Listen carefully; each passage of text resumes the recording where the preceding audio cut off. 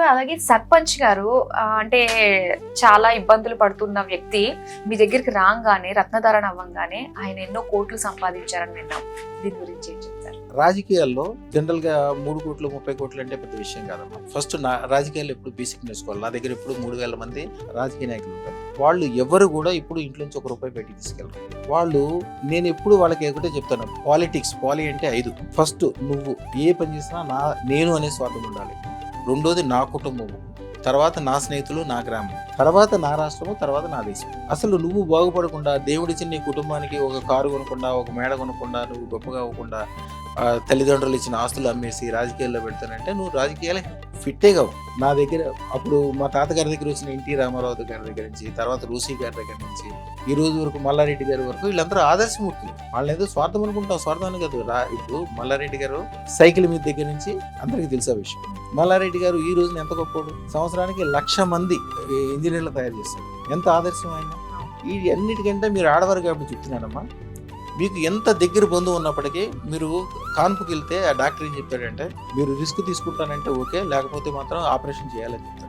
Operation ఎందుకు చేస్తారో తెలుసమ్మా, మీరు న్యాచురల్గా కాన్పు అయితే మీ దగ్గర 1-2 గంటలు, ఒక్కోసారి 2 రోజులు కూడా కూర్చోవాల్సి వస్తుంది. వాళ్ళకి ఏం గిట్టుబాటు అవుతుంది? ఆ ఆపరేషన్ అయితే 5 నిమిషాల్లో కోసి బయటికి తీసేస్తారు, అయిపోతుంది. రోజుకి ఎన్ని కావాలంటే అన్ని చేయొచ్చు. మల్లారెడ్డి గారి గొప్పతనం అమ్మా, ఈ రోజు కూడా నా హాస్పిటల్లో న్యాచురల్ గా పుట్టేటట్టు చేస్తారు. ఆపరేషన్ కనపడవు, మీరు కావాలని అడిగినా చేరాను.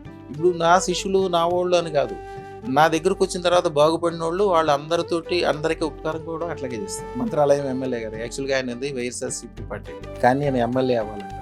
ఎట్లా అవుతారు? లేదు కదా అక్కడ. అయినా సరే ఆయనకి ఏం చేయాలో చేసాము.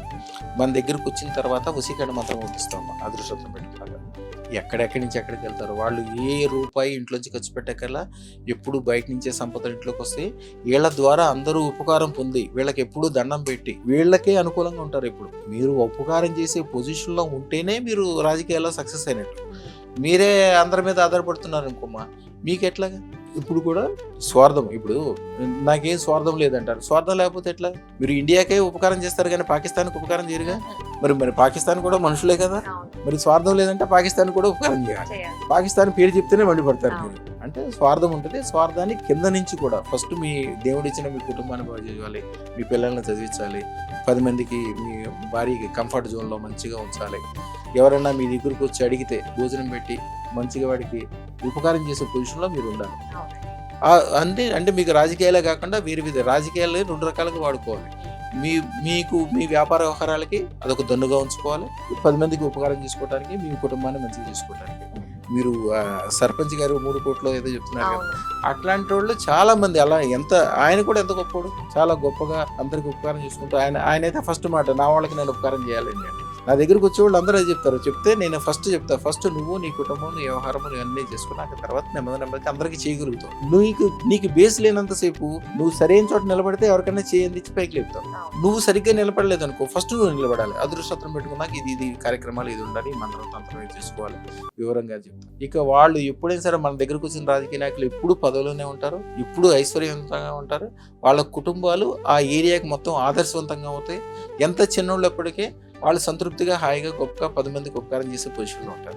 గురుగారు అలానే 3 నెలల క్రితం మీ దగ్గరకు ఒక ఆయన వచ్చారంట.